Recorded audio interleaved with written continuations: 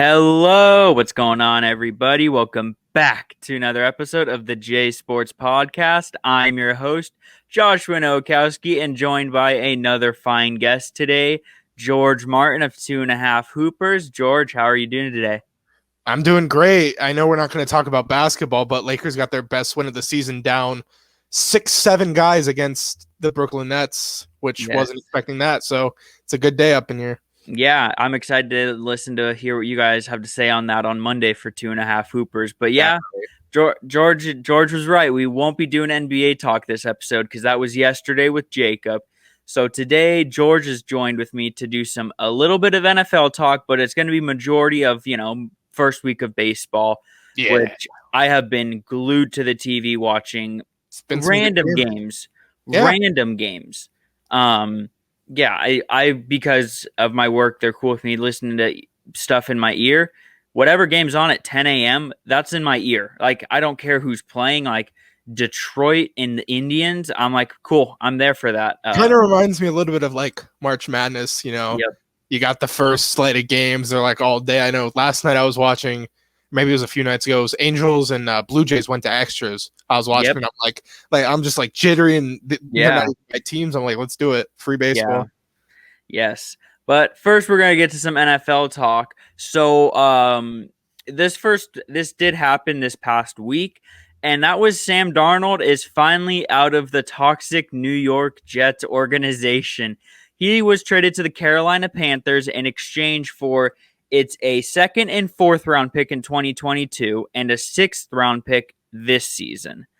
And in exchange, the Panthers got Sam Darnold. So, George, I just want to get your thoughts on the trade. So, I actually thought it was good value for both sides. I think both sides got something done that they needed to do. Carolina gets a quarterback who he's only 23 and he's struggled, but you have to temper your expectations there because the Jets have done absolutely nothing to surround Sam Darnold with anything. They lost their best weapon last season, Robbie Anderson, who he rejoins. I'll first go to the Panthers side. I think it's a great move. You surround him with CMC, DJ Moore, like I said, Robbie Anderson, and then, they have the 8th pick. They could get a tackle to protect him, or they could get something on the defensive side. Kyle Pitts could be there. Kyle Pitts, there you go. And he's with Joe Brady, who probably can get the most. Joe Brady, right? Are you talking offensive coordinator? Yes. Okay, yeah. He's with him, who I think is a good OC and can get the most out of Sam. And then the Jets side makes sense. They trade their QB. They get good returns, a second and a fourth and a sixth this year. 3 picks is fine. I like that. And it opens up for them at number 2 to take whoever they want to take. Yep. Yeah, definitely. I agree with you. I think it's good value for both sides. Reports were that they were asking for a second round pick, but would accept a third. So they got the second round and 2 others. Yeah. So, I mean, that's good from the Jets standpoint. But, with Sam Darnold, like, he never really got a fair shot in the Jets organization. And I know he's a USC quarterback. Georgia, I still like him. He's talented. He is. And I hope Carolina will showcase that talent because I still think he's a lot of talent there. And it's just the Jets never had an offensive line to protect him. They never really had a threat except for Robbie Anderson for 1 season, maybe 2. Mm-hmm. But they really never had anyone, and they never had a defense. And he's going to Carolina, who is improved in all of those ways, basically. Their defense isn't great, but it's a lot better than the Jets' defense. Anything's better than the Jets, honestly, right now. Yeah, and I don't think Adam Gase really wanted him. I think he gave up on him like last season, in all honesty. I think he just gave up on everything at that point last year. We've seen, Adam Gase isn't really good with quarterbacks at all. I mean, look at what happened with Tannehill once he left Miami. He went to Tennessee, and boom, he was unlocked. So hopefully the same happens with Darnold. Yeah, I'd love to see that happen. But I guess now the odd man out here is Teddy Bridgewater, which I don't know, like, Carolina just doesn't. I guess they didn't like him, weren't impressed with him. I don't know. I thought he had a decent, okay season. So what? I guess 2 questions here. Do you expect Teddy to be traded, or so first, Do you think he's going to stay as the backup in Carolina or fight for the starting job with Sam, or do you think he's going to be traded? So I think there will be an initial QB competition going into camp. I think they look around and just field the market for what they can get for him, but I don't really see many starting positions there for him.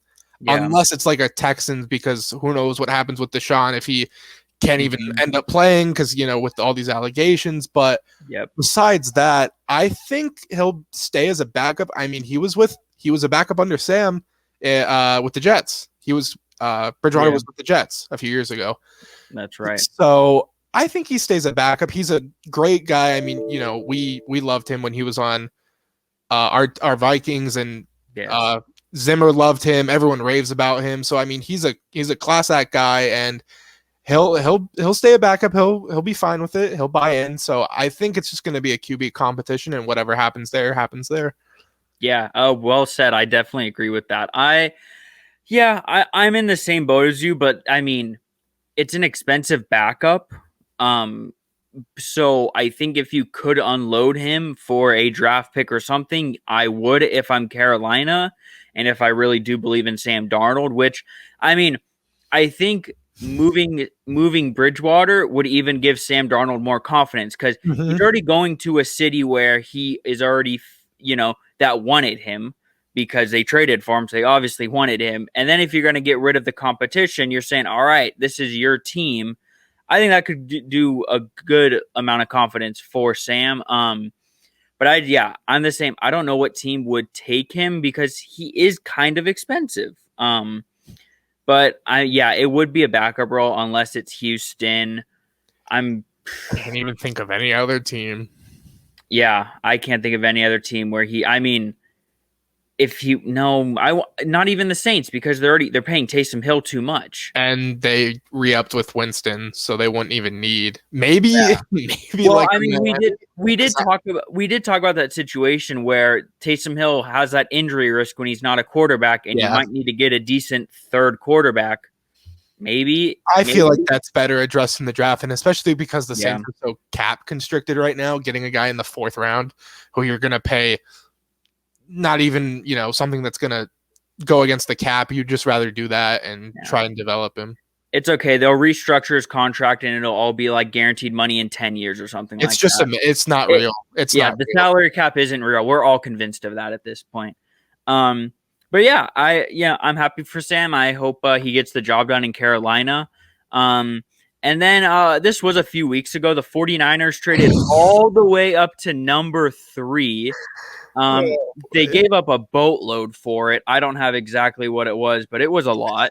And Miami moved back to 12 and then moved all the way up to 7, which pushed Philadelphia down to 12, which looked really stupid for Philadelphia because I guess they tried to trade for 2 because they like Zach Wilson. And it's like, okay, you have Jalen Hurts, man. Like, what they don't like him. They don't like him at all. But they're literally having the same situation that they did with freaking Carson Wentz last year. You're doing the same exact thing. Like, they didn't learn from their mistake. I mean, Hurts almost got them into a playoff spot. I mean, he kind of unlocked their offense, and then here they are. They're like, Carson Wentz, if we bring him back, there's going to be a QB competition. I'm like, no, he should be benched. He shouldn't have played as long as he did. But anyways, that's not our segment. And I mean, he got benched in that game to get him into the playoff spot, but we won't get into that. The Eagles they're a mess, but that's per usual. The 49ers, they are up to number 3 in the draft. And I don't know how many stories you've read, but every story I read is saying Mac Jones, who 2 months ago they said, I don't even know if he's going to be if he's going to be a day 2 guy. Like, they said 3rd, 4th round, they were putting him way down. Like, some mocks had Kyle Trask above him, like, and all of a sudden now he's going to be the number 3 quarterback taken, with a 3rd overall pick being, it's probably going to be Lawrence and Wilson. So if you were the 49ers, what quarterback would you take with that 3rd overall pick? I mean, if you say Wilson's going 2nd, I don't know why. We've talked about this. A lot of people have Fields going late, not late first, but back end top 10, even starting to get like the mid-teens. And he's definitely the second best prospect. And I mean, yeah, I think they're going to go Mac Jones, which just doesn't make sense to me because I feel like the Niners were right there if they're healthy on defense. Their offense is fine. You get another tackle, you have weapons. You're going to have Deebo Samuel, you're going to have Ayuk, and your running back has loaded depth per usual. Jimmy G, he's not the best, but he got you to a Super Bowl as long as you're with an elite defense. I don't know why they want to go after Mac Jones and try and start a rebuild. I don't even like him because I've said this. I don't like Alabama quarterbacks who play with top 5-star talent on every position on the field. But if you had to ask me right now, who are they taking? I'm going to say Mac Jones, which baffles me. So yeah, you can take it from here. I think they are going to take Mac Jones. I do not think that's the right choice. I'm in the same thing with the Alabama quarterbacks. And the thing was, after the Clemson game, the media was like, hey, who's better, Lawrence or Fields? And now it's like Fields is worse than Mac Jones, Zach Wilson, and now he's worse than Trey Lance. Like, what? And so this is like my only credit. Like, the one thing Justin Fields and Trevor Lawrence have is multiple years. I mean, Trey Lance had 1 year last year, and he played one game this past season. Mac Jones was a starter for a year and a half because of Tua's injury, I believe. Yeah. And Zach Wilson had to fight for the starting job at the beginning of the season. He had to fight for the starting job, and now he's going to be the second quarterback off the board. And so, I mean, that's where, I mean, also I do have Ohio State bias, but like, man, like, I just don't, I mean, whoever gets Fields is going to be, I mean, I think he's going to be a great quarterback. I've seen Atlanta. I've seen Denver. I've seen a lot of teams. Those make a little bit more sense. I think Denver would be good because it's off of the you sent some jokes. It's off of the classic tall white boy quarterback that John Elway likes. Fields, man. They're trying to trade up for Trey Lance. But yeah, I think the 49ers will take Jones. I think they should take Fields or, I mean, even Trey Lance. I think he's a better quarterback than Mac Jones. I don't know. I just think a quarterback right now for San Francisco isn't in their best options. No, I don't think so either. Yeah, but there's not like, because they did lose a bit on the defense, but they did well in retooling the O-line. But there's not really many, like beast edge rushers usually, because we'll have a few going in the top 3, top 5. I don't see that this year, so maybe they're justified in going with the quarterback. I thought where they were at 12 was a perfect place for Patrick Surtain. Or I mean, I know he's not an edge. He's a very good cornerback. Yes, and it's like, okay, are you taking him at 3? Like, no, like that's way too. I mean, I think that'd be a really high draft pick for him, but I think they are going with the quarterback. I think Kyle Shanahan has just lost all faith in Jimmy G, but Surtain would have been good because I don't think they're bringing back Sherman, right? Has he signed anywhere? I don't think so. I'll look that up for you. I was going to say, I haven't heard anything on Richard Sherman. He was, I remember he was like a low-key name. Like when him and Patrick Peterson were mentioned for the Vikings, they were like, here's a long shot. And I was like, Sherman on the Vikings. I was like, I don't know how I feel about that. Still seems like he's unemployed because, I mean, this said in March 17th, which was almost a month ago, that he's moving in slow motion for his decision, but I don't think I've heard anything since. I haven't heard anything. Huh. Interesting. Yeah, I wonder where he'll end up. I mean, someone will sign him. I think he's still a good cornerback. Does Rick have another trick in the bag? I don't know. We just lost Jeff Gladney, so I mean, stupid arrest. Oh well. That guy, yeah, he had so much promise. Richard Sherman on the same field.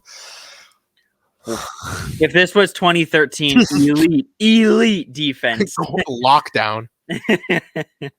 Yeah, but yeah, good discussion there. That's all that really happened in the NFL. It's gonna be really slow NFL talk until the draft, exactly, yeah. Then we can talk about what goes down on the draft. But first week of the MLB is in the books, and yeah, we kind of talked on it earlier.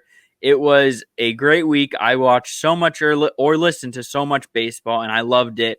And so just to start off, like, The Cincinnati Reds are off to an insane start this year. They are 6-2 after their win today.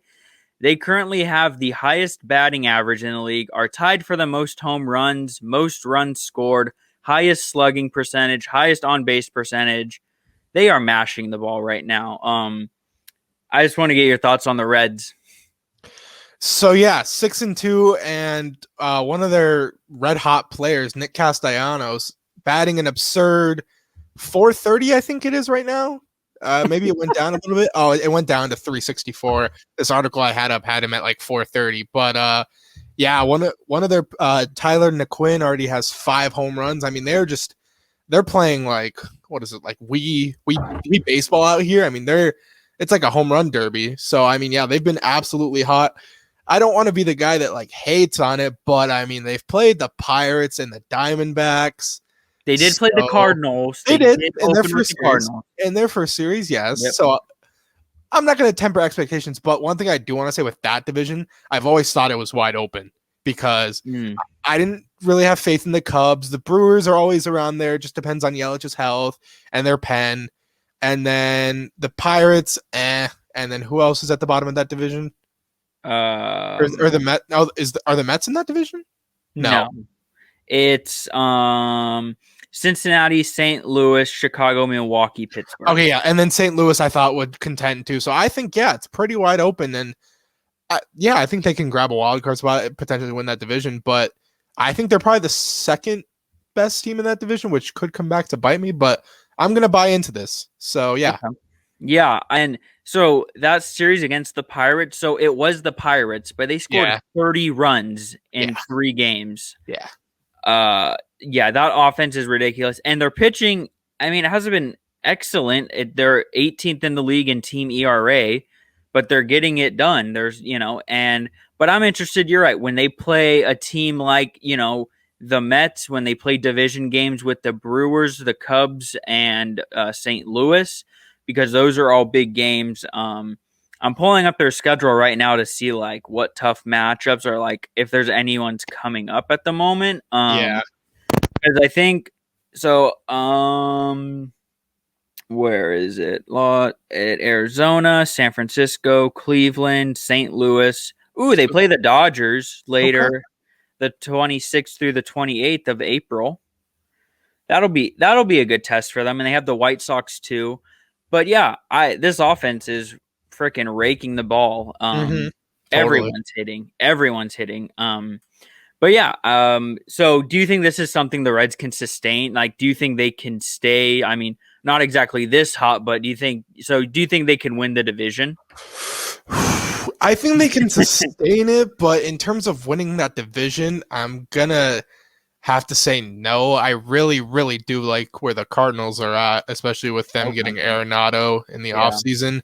I think they're more of a complete team, and with bats being this hot, they could regress to the mean and start going in slumps. So I'm going to temper the expectations, but I do think that they will probably be a wild card team for sure. So second that division, I'll have faith in that.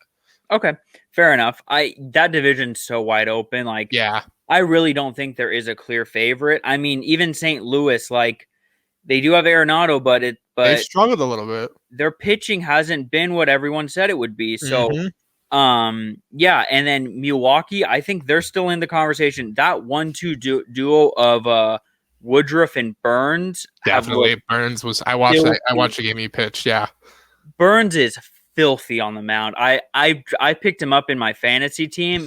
Woo! I've never played fantasy baseball, unfortunately.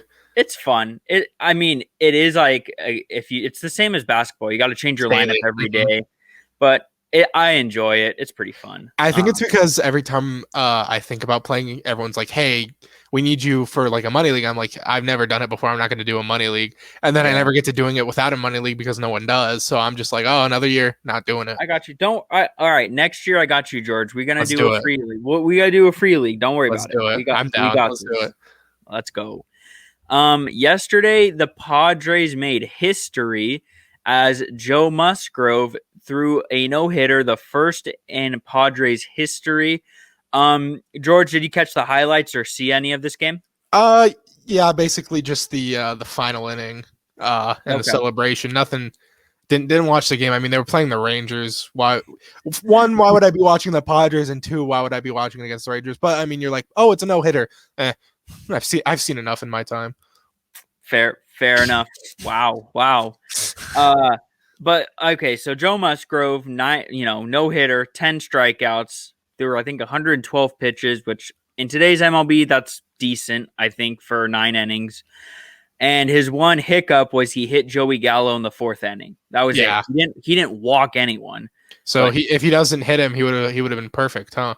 Yeah, if he didn't hit Gallo, that was his one. Because I was looking at the thing and it said no walks, and I'm like, did he hit like someone or a few guys? He hit one, and I'm like, oh, that's awful. Wouldn't go down as the most controversial hit by pitch in this week, though. No, it would have been a better segue if I said it later. Whoops. Oh no, you're good. We'll get into that We'll get into that next. But congratulations to Joe Musgrove. I mean, yes, it was the Rangers, but a no hitter's still a no hitter, man. And it's history for them, so it's good. It was nice. Yeah, and hopefully the Padres. I mean, they're getting Tatis back soon-ish. I don't really know. So he's not going to be out long, because I saw something that said they might be weighing surgery, which I hope not. So he's not. So okay. So one of my dad's friends, he's a big Padre fan. Yeah. He was kind of telling me about it. This shoulder thing's been a problem for like a year. Okay. I guess it's been an issue, on that because of that violent swing that he has. Yeah. On that swing and miss, his shoulder kind of popped out. And so if he took surgery, he would have missed about 6 months of baseball. What instead he decided to do is he said, I'm going to go on the 10-day IL, see how I feel, and then come back. And it's just so like, man, you just signed a big contract. Like, I'm not trying to, I don't want to be taking off your fan here. Like, no. I do not want to see this man's career go down the drain due to injury. Like, man, when you're locked into a 14-year contract, you have the security of missing time. You're blanketed. You're not going anywhere. You're set for life. It would definitely be different if this guy was an impending free agent and he's a multi-time, or like he's an MVP. Yeah. He's waiting to get his bag. Finally, no, he has his bag. It would suck for him to get surgery, in the terms of the competitiveness that we would have between the Lakers and not the Lakers, the Dodgers and the Padres. But I mean, I also want to see this guy healthy for the next 6-7 years going up against, the Dodgers aren't going to go anywhere either. So we have this. No worries if you got to postpone it a year. We want to see you healthy for the long haul. Yeah, I totally agree with all of that. But we'll see what happens with this whole situation. If he comes back in the 10 days, how he plays. Because, I mean, a shoulder injury and with his swing and playing shortstop, it is on his left hand. So it's not his throwing hand, but it's still the hand you catch with. So it's... Yeah. And I mean, look at what happened with Cody when he did that stupid celebration, in Game 7 where he goes... He didn't come back until the middle of spring training. Hopefully this doesn't bite Tatis in the butt. I hope it doesn't, but it very well could. George got an early segue on the Mets' controversial win against the Miami Marlins. So I am going to screen share. This was what happened in the 9th inning. Mets were down by a run heading into the 9th, and here is what happened. You see it, George? Yep. Perfect. All right, here we go. Mets will try and rally with McNeil, McCann, and then probably Dior. Here's the pitch. Swinging a fly ball to right field. Well hit. Duval back, still going at the track, at the wall. It's gone. McNeil does it. He leads off the bottom of the 9th with a game-tying home run. And this baby's all even 2-2. That flip. Yep. That is quite a first hit of the season. Is the winning run at third with the bases loaded. Now the 1-2 pitch. Breaking ball in there. Strike 3 call. And they're saying it nicked him on the arm. The game is over. It was called a strike initially, but then it was ruled that the ball hit Conforto. Michael gets to first base. The Mets are pounding on him. Well, the umpires are leaving, so that does mean the game is over. Mets will try and rally with me. So that's what happened. So yeah, Mets controversial win. So before I have a ton of stuff, I have some stuff I want to say on this. So George, you take this one to start on.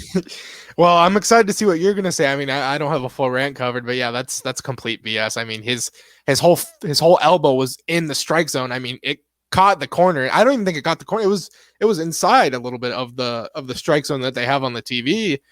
And yeah, I mean that just obviously wanted to get home or something. I don't. He leaned in and I don't know. I'm just, yeah, that's controversial. You got to fix that. I don't know what you can do. I hope you can like fine umpires, because you can't keep having that happen. But interested to see what you hear. I think it was BS.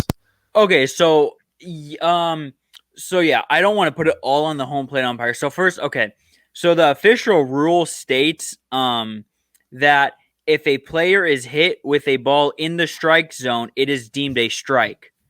So the umpire was calling it a strike, and then he said, oh, no, it hit him. That's first base. Well, no, if it's in the strike zone, the rule says it's still a strike because you leaned in, obviously. So the umpire, I think all of the umpires messed up there because they concurred and talked before they reviewed it.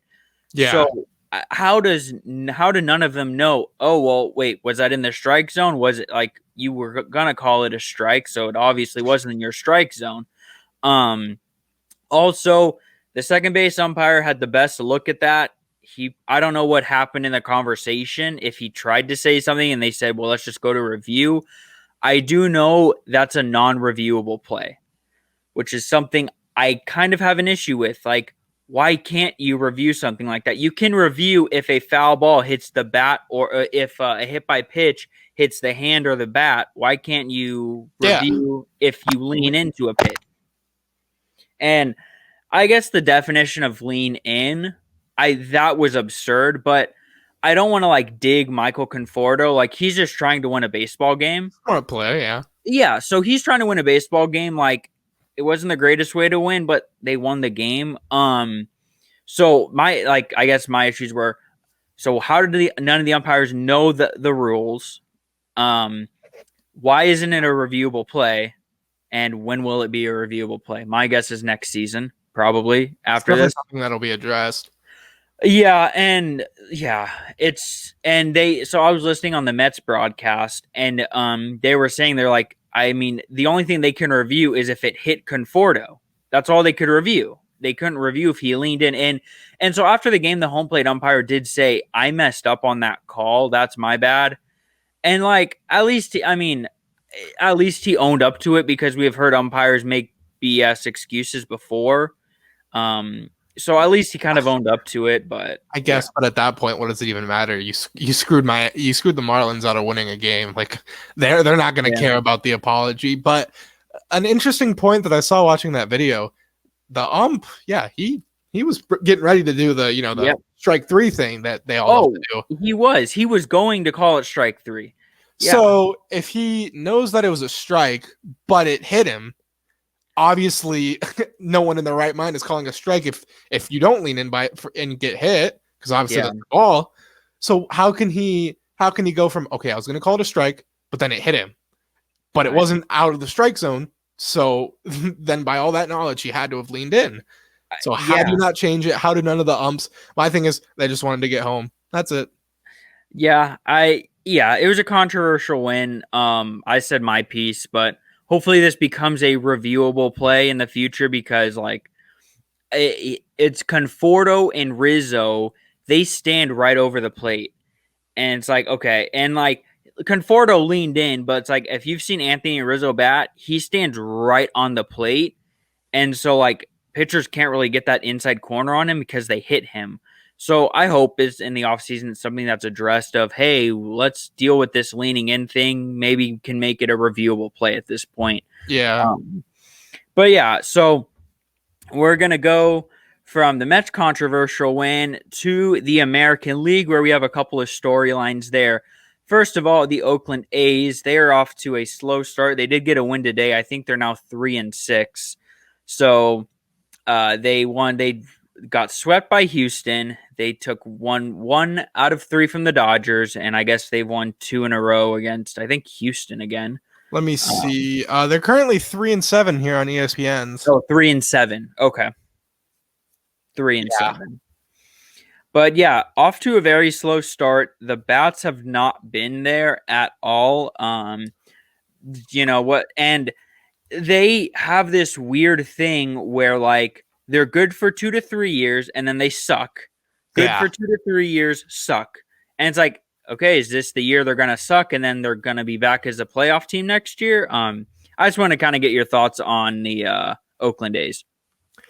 Yeah, I mean, I had concerns about them because they lost guys like Simeon, they lost Hendricks, and yeah, this is one of their worst starts in about 20 years, I believe I saw. And they lost some arms too. They lost Robbie Grossman, Joaquim Soria, to name a few. Those guys are a little bit older, but they still contributed last year. Mm-hmm. So I did have concern. And then Matt Chapman was coming off an injury, so a lot of their firepower was kind of compromised. And I kind of saw this coming. I didn't think they'd be that bad, but like in a division with the Mariners, the Angels, and the Rangers, I thought, okay, they'll compete for a wild card spot. But all of a sudden, Angels are top of the division. Yeah, Angels are looking good. They're tied with Houston, yeah. So yeah, I mean, I definitely see Oakland being at the bottom of the barrel. Now, does that mean they're going to finish last? No, because usually the bottom 3 teams are all at the bottom of the league standing. So they're not going to. I don't think they're going to get close to a playoff spot. Yeah. So currently, the A's are ranked second to last in team batting average, hitting a whopping 189. George, can you guess the team below them? I don't know, like the Tigers. Chicago Cubs, team batting average of 168. Someone tell Jock it's October so he can start hitting well. Yeah, and I mean, just we'll talk about the Dodgers in a little bit, but because they're hitting the ball pretty well this year. But yeah, nothing seems to be going right. So they're hitting the second lowest average, and their ERA is the dead last, 6.20 combined ERA. Yikes. Yeah, so they're doing no bueno this season. And yeah, I think that they underestimated what they lost and how to replace it. I think they're relying on a lot of young talent that isn't necessarily ready yet. Yeah. I know they have catcher Sean Murphy. He was supposed to take a big leap this year. It hasn't happened yet. Matt Olson is still struggling. Matt Chapman's bat has disappeared. And yeah, the pitching hasn't been there. And the bullpen, I mean, you lose Liam Hendricks. It's their best guy coming out the pen last year. Yeah, and I forgot who they replaced him with. He closed out, pitched the against the Dodgers a few times. Oh, man, let's see here. Was it Rosenthal? Oh, they did add Rosenthal. No, it was someone else who I thought. Fires? No, he came out of the bullpen. It was in the extra innings game. Let me look here real quick. I got you, George. I'll find it real quick.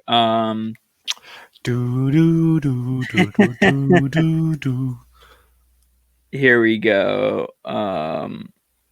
Petit. Yes, Petit. Oh, Yasmero Petit. Yeah, he's with them. Okay. Yeah, and he is the one bright spot in their bullpen. 2-0, 1.69 ERA.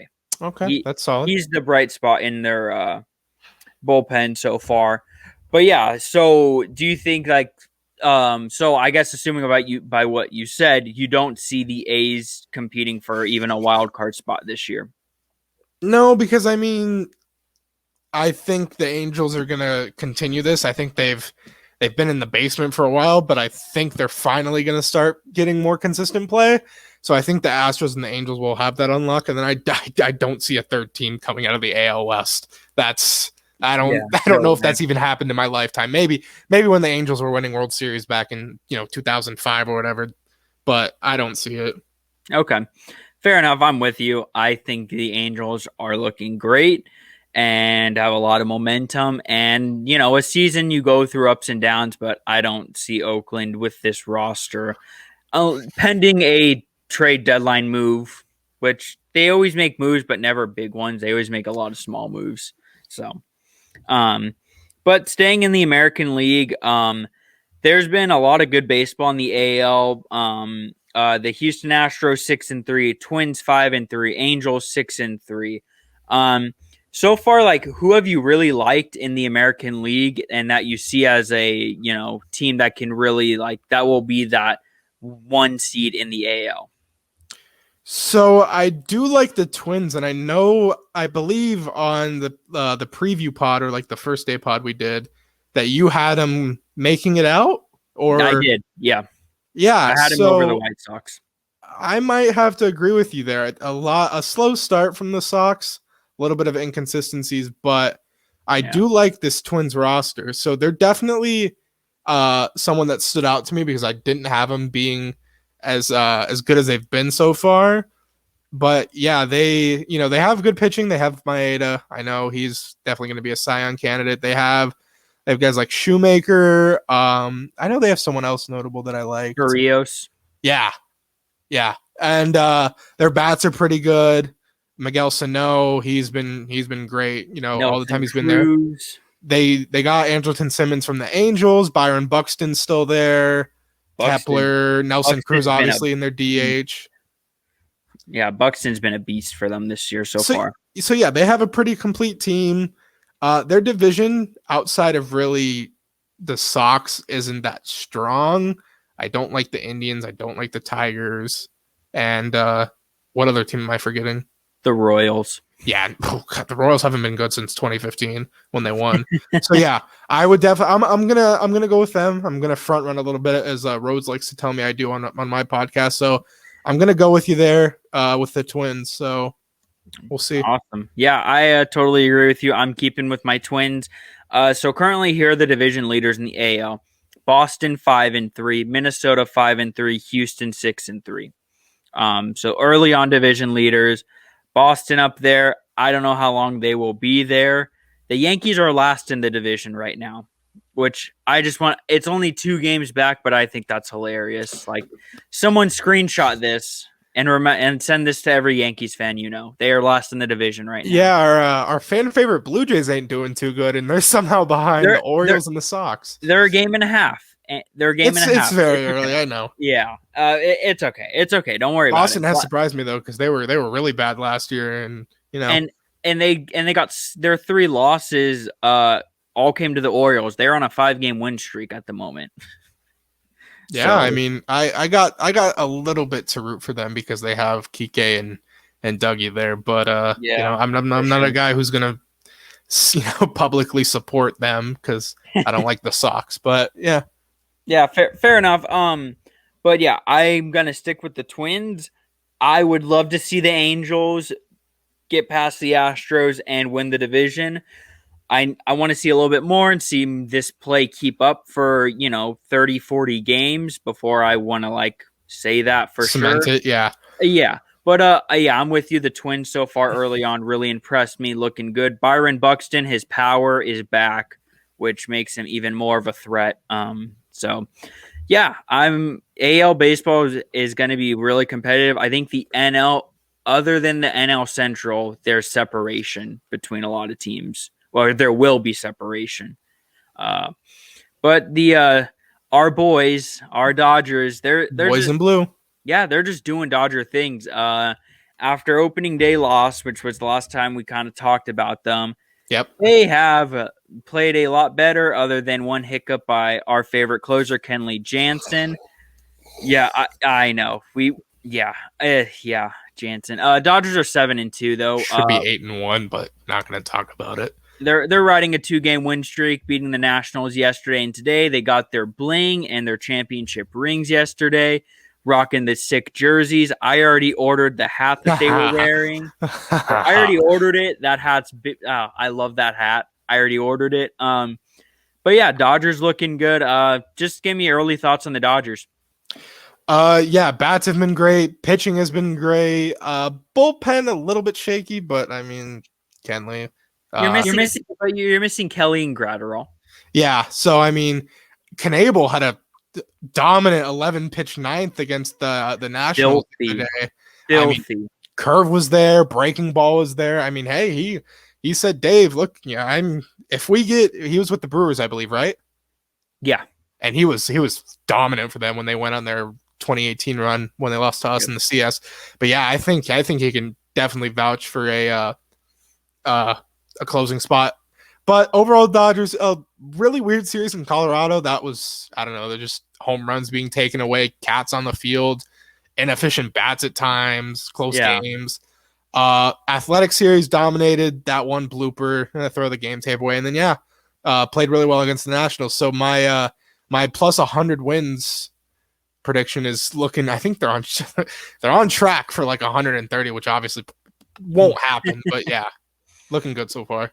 Yeah, they are. The bats have been alive, not power-wise, but average-wise. Second in the league, only behind the Reds, 293 team average. In the home runs, they're kind of middle of the pack, 16th. So middle of the pack. But, like, that's what I care more about. Like, I don't care if Muncy or Bellinger hits 40 bombs and hits 255. Like, I'd rather you hit 25 bombs and bat 280. And because that's what matters in the playoffs is getting hits, not necessarily home runs. Yeah, you make a good point, especially because last year we talked about their small ball because since the bubble was in Globe Life, at least that's where we were playing. Yeah, they started out they struggled because with minimal fans, every hit sounded like it was going 450, and I remember I'd tell you how the balls would just fall right in front, and I'd be like, I hate this part. I hate this part. And then finally, right after that Padres series, they just started, especially in that 3-1 comeback against the Braves, they just started chipping away, stolen bases here, base hits there, just really, really small ball. And that goes a long way. It's almost like the mid-range in the NBA playoffs. Like that is the most consistent thing you have because you can flame out in a series with your 3-point shots. We saw it with the Clippers. I know I'm getting a little bit off topic here, but I compare it to like the mid-range being consistent in the NBA playoffs, and then the small ball with the hits and the steals and all that in the MLB playoffs. It's a formula. It's been out there. I've seen it in the past few years, so I'm happy with that more than when we were in 2018, just 50 home runs from players everywhere. Yeah. So I'm definitely more happy with this. Yeah, and so just to name some players on the Dodgers, Justin Turner is batting .412, Muncy .379, Seager .350, Betts .348, Will Smith .300, Zach McKinstry .280, Chris Taylor .273, Lux .250. They're all hitting the ball well. Smith and Turner both have 2 homers. Turner and McKinstry leading the way in RBIs. I've liked McKinstry, and he's stepped up a little bit. So last year he was a guy to like, hey, keep an eye on him kind of guy. And then this year he's playing right field, second base, left field. Like, I'm really liking, like, he's kind of taking over like that Kike kind of role. Exactly, the utility player type guy. Yep. And which I love that. And flexibility helps. I've loved what I've seen from McKinstry. Bellinger did land himself on the IL, and Betts, did he play tonight? No, I don't think he's going to be in the lineup tomorrow either. I believe McKinstry's setting in for him. But you know what? We're still winning. You can keep them down there as long as they want. I don't want a Tatis scenario. We have Mookie for 11 more years, so no need to rush him back, especially since we're 7-2, which is an MLB best, I believe. Yes, it is. Okay. And so just the only negative thing going on with the Dodgers is the MLB is investigating baseballs taken from Trevor Bauer's last start. I have a good piece to say about this.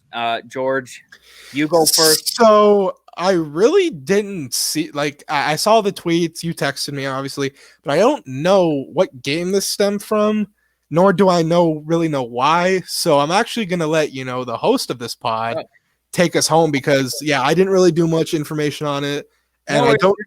Okay, so let's hear it. I'm gonna sit back and enjoy. Okay, so here is what happened. They were taken from his start against the A's. Okay, where the umpires said they said the balls felt a little sticky and had markings. Which markings.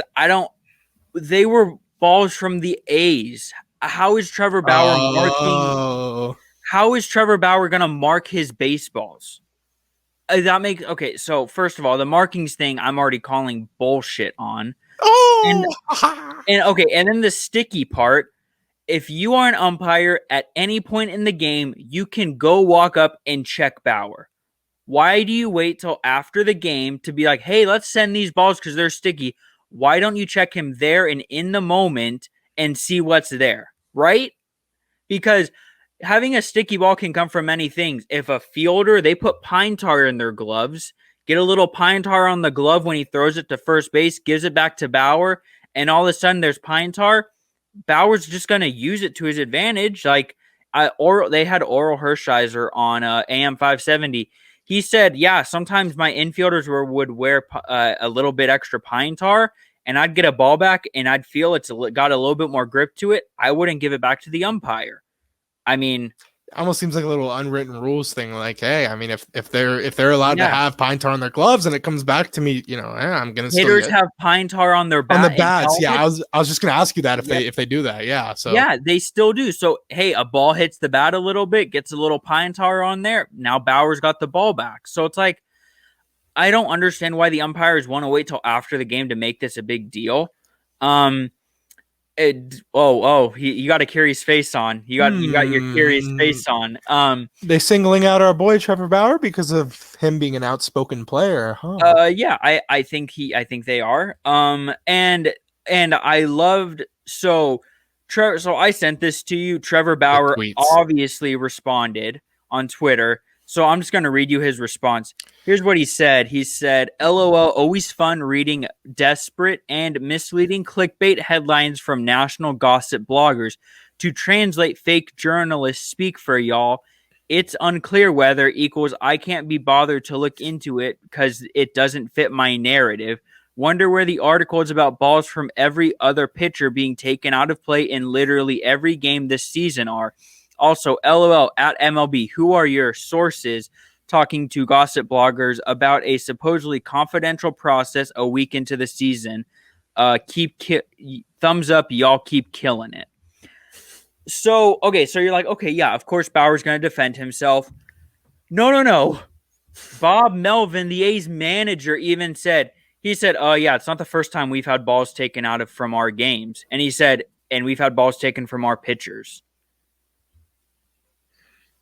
So it's not just Bauer being Bauer. Bob Melvin even said, yeah, balls weren't taken just from Bauer. They were taken from our pitchers too. Like, it's the MLB cracking down on this, but I love Ken Rosenthal. He's a great reporter, but like, he had to put the name, Trevor Bauer, that gets the clicks and shit. Of course, the headline, yeah. And it's like, okay, but balls have been taken from almost every start from every pitcher this year. But that's not being said. It's being said, Trevor Bauer. Like, Trevor Bauer had balls taken from his first start, probably.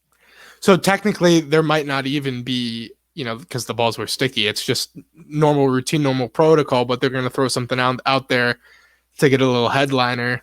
Bingo. You got it. George gets it, guys. That's great.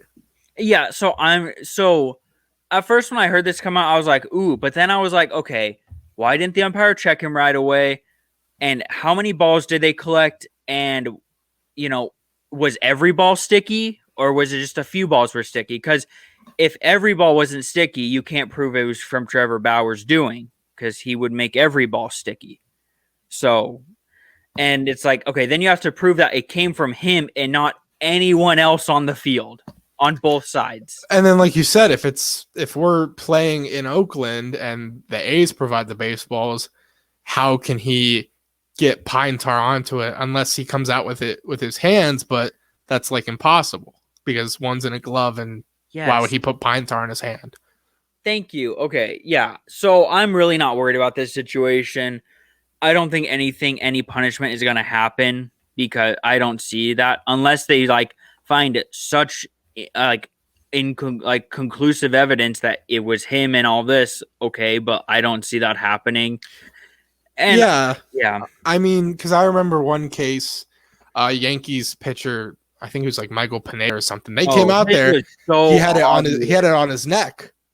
It was so bad. Yeah, they came out there. Oh, he's on your neck. Okay, you're out of there. Like, yeah, and if it was so warranting where it's like, hold on a second, these are more sticky than, regularly, let's go out there, let's have a talk.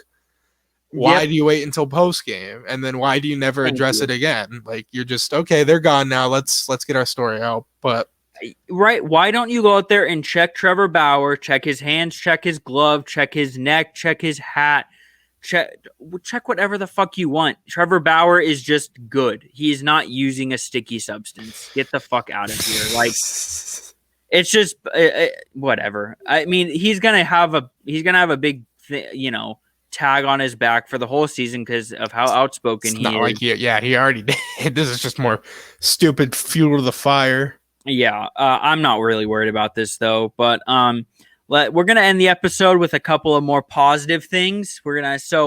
First we're gonna do a little thing I want to start called Performer of the Week. Okay. First week in the Major League season. Just give me one player. I'll let you go first because I have 2 or 3 I can go off of. Okay. So I'll let you go first. Who was your performer of the first week of the MLB season? Yeah, I hinted this earlier, and I'm not gonna go away from it. Not gonna be a bit different, but Nick Castellanos, 394 average. Surging Reds offense, and I could have gone other places, but I think because it was such a hot start, and I mean, at one point he had like 430. His OPS might have been over 1 or something. It was crazy. He was absolutely flamboyant to start the year. But yeah, I'm gonna go with him. I don't know if he's going to be this hot all season, so maybe next week I'll have someone different. Okay. Wow. So I wasn't expecting to go that route, and I thought you were going to go with someone else. Nah.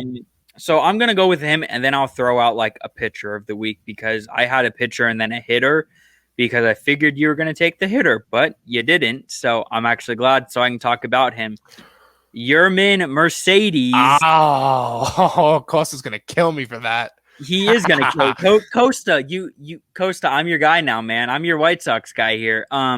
Yermin Mercedes started off his MLB career. Well, I guess he had 1 at bat the season prior, but anyway, started off the year 8 for 8, and is currently hitting .556, 2 bombs, 7 RBIs, and 27 at bats. Yeah, damn, that's gonna kill me. I know because I was watching one of the games and when he went 4 for 4, whatever in his debut. I'm like, oh my god, this guy's insane. But, So yeah, he is my performer of the week. My backup guy, just because I'll give it to you. It was Joe Musgrove. Okay. So he started out 2 starts in the year, has no ERA, 15 innings pitched, 18 strikeouts. Damn. Yeah, Joe Musgrove candidate for sure. Yeah, and he was their number 4 starter. Like he was the last pitcher they acquired, which was a trade with the Pirates. And they have a deep rotation. They do, and it's only going to get deeper when Clevenger comes back and Lamet. But yeah, so Musgrove looks good, 2-0, no ERA, 18 strikeouts and 15 innings pitched. Had the no hitter as well. So yeah, performer of the week is Yermin Mercedes, and then pitcher of the week, obviously Joe Musgrove. But yeah, Nick Castellanos. There's been a lot of hot hitters. I mean, it's so early. It usually starts out like that in the season. I mean, especially last year because of the 60-game year. I think I'm not going to remember who, but at one point when we were a third or a fourth way through the season, somebody was still batting 500. Yes, there was. I don't remember who, but there was. It was ridiculous. Yeah, yeah. But yeah, so performer of the week, and then like we ended yesterday's episodes, we did top 5 basketball movies with Jacob Lehman. But in honor of this being mostly MLB related, we're gonna do top 5 baseball movies. So George, you can give your list first. Go 5 to 1. I'll give my list, okay. And then we'll kind of talk about it.